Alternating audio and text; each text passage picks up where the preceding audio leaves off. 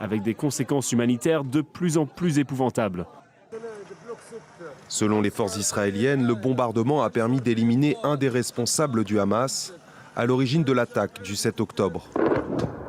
D'après l'armée, qui dit avoir perdu 15 soldats depuis mardi, plusieurs sites militaires du Hamas ont été éliminés au cours des dernières heures par des attaques au sol et des frappes aériennes.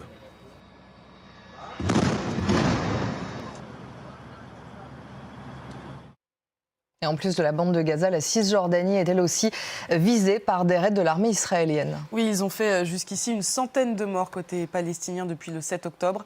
Israël affirme cibler des terroristes lors de ses incursions dans les territoires palestiniens occupés. Nos envoyés spéciaux Jonathan Walsh, Catherine Norris-Trent et Raïd Abou Zaïdeh se sont rendus à Jénine, une ville particulièrement visée par ces opérations. Regardez leur reportage. À Jénine, même les enfants manifestent pour dénoncer les bombardements sur Gaza. Cette ville du nord de la Cisjordanie est depuis longtemps un bastion de la lutte armée palestinienne. Et après les attaques du Hamas, l'armée israélienne a multiplié les raids ici, et même effectué des frappes aériennes. Depuis le 7 octobre, c'est un cauchemar. Les pays arabes, les pays occidentaux, le monde entier regarde la cause palestinienne se faire liquider.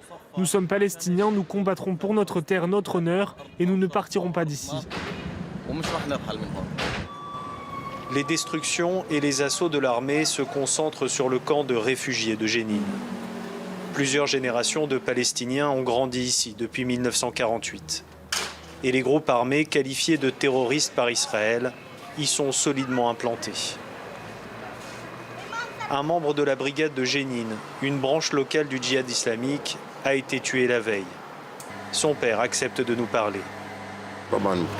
Bien sûr que je suis fier de mon fils. C'était un résistant et un bon croyant. Il défend ses droits, sa patrie et son honneur.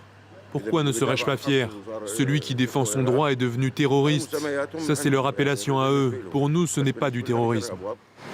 Ici, même les partis politiques les plus modérés ne croient plus au processus de paix.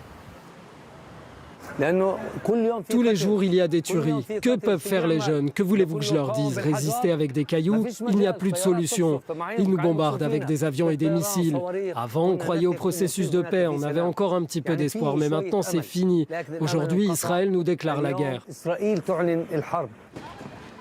Le soir même, ce responsable du Fatah est une nouvelle fois arrêté, accusé de soutenir le terrorisme. Depuis le 7 octobre, les forces de sécurité israéliennes ont mis plus d'1 millier de Palestiniens derrière les barreaux, alors que le risque d'un embrasement semble plus grand que jamais en Cisjordanie.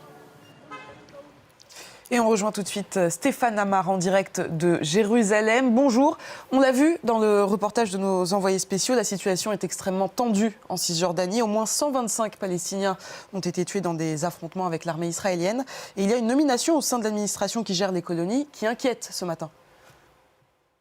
C'est-à-dire que effectivement, le camp de la colonisation a le vent en poupe avec cette opération. Et hier à la Knesset, au comité qui s'occupe du développement des implantations en Cisjordanie, eh bien, a été nommé un ultranationaliste qui va certainement encore accroître la construction israélienne en Cisjordanie.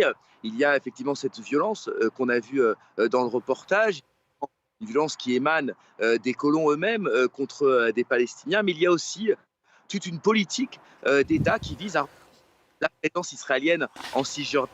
Et tout ça s'inscrit, on l'a bien vu dans le reportage à Jénine, dans un contexte de radicalisation des positions avec d'un côté les Israéliens qui montrent de plus en plus ouvertement leur volonté de s'implanter en Cisjordanie et de l'autre côté les Palestiniens qui veulent lutter contre cette politique.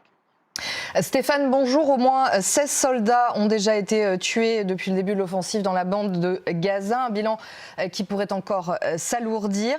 Comment réagirait dans ce cas-là l'opinion ou même le gouvernement israélien ? Oui, alors évidemment, c'est une question extrêmement sensible. Ici, chaque mort est vécue comme un drame. Chaque soldat a le droit à des pages dans les journaux, à parfois même la présence d'officiels lors de son enterrement. Et l'opinion est extrêmement sensible aux pertes humaines. Elle voudrait les limiter au maximum.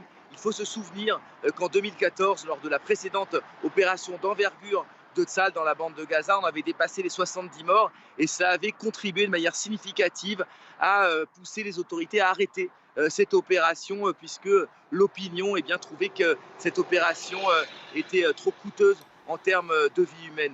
Donc là, évidemment, si les bilans humains venaient à s'alourdir, la question se poserait. Mais pour l'instant, et c'est net quand on parle avec les gens ici, la population soutient massivement cette opération dans la bande de Gaza et elle souhaite que l'armée aille jusqu'au bout, c'est-à-dire jusqu'à l'objectif affiché par Benyamin Netanyahou, l'éradication du Hamas dans la bande de Gaza.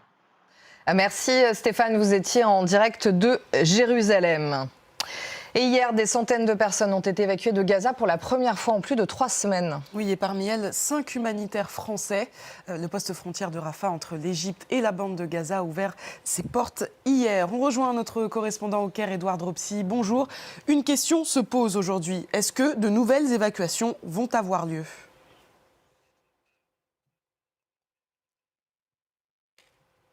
Alors on a un problème de liaison pour le moment avec Édouard Dropsy que nous retrouverons évidemment au cours de ce journal. Cyrine, on va partir en France, enfin en France où nous sommes, mais où la tempête Kiran a déjà fait pas mal de dégâts. Oui, une rafale à 200 km/h a été enregistrée tout à l'heure à la Pointe du Raz dans le Finistère. Les transports seront fortement perturbés aujourd'hui avec une interruption notamment du trafic des trains TER dans 5 régions. Alexandre Hébert pour France 2. Cette nuit, vous avez filmé les premiers dégâts de la tempête Kiaran. Dans le Morbihan, le Finistère, les Côtes d'Armor, voici vos témoignages. Tout est cassé, tout est par terre. Jean-Paul David vit à Ploemeur dans le Morbihan. Dès 2h du matin, il constate déjà les dégâts dans son jardin. On est vraiment au cœur de la tempête là en ce moment. Tout bouge de partout, mon portail est tombé, j'ai eu des dégâts extérieurs incroyables et maintenant nous n'avons plus d'électricité depuis déjà 2 heures. On s'éclaire à la lampe torche. Plus d'électricité non plus selon cet habitant de Porte-Salle où les rafales sont déjà très violentes. 2 grues se sont effondrées à Brest. Incroyable! La grue, elle est tombée! À Quimper, cet autre habitant filme la rue depuis sa fenêtre. Ça a complètement détruit la moitié des branches de cet arbre qui est juste en bas de chez moi. Le jour n'est pas encore levé, difficile de constater toute l'ampleur des dégâts. Dans la matinée, les vents devraient s'enfoncer davantage en Normandie.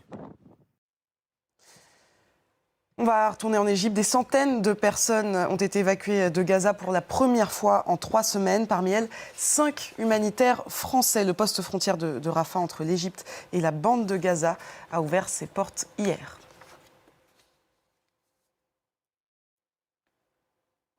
L'ouverture est exceptionnelle. Au 26e jour de guerre, pour la première fois, des personnes sont autorisées à sortir de la bande de Gaza. Mercredi matin, ils sont nombreux à s'engouffrer pour franchir le poste frontière de Rafah.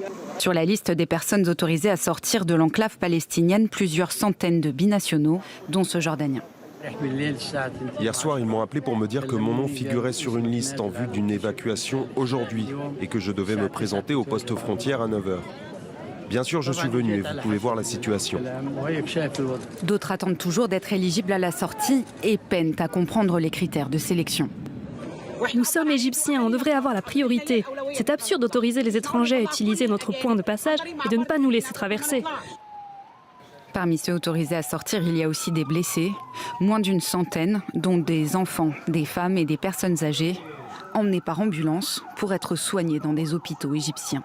C'est peu, en comparaison aux 4000 que le ministère de la Santé à Gaza avait listés comme ne pouvant plus être soignés sur place. Sur les quelques 2 millions de Gazaouis toujours soumis aux bombardements et aux pénuries, d'autres pourront-ils être évacués dans les prochains jours? C'est ce que beaucoup espèrent.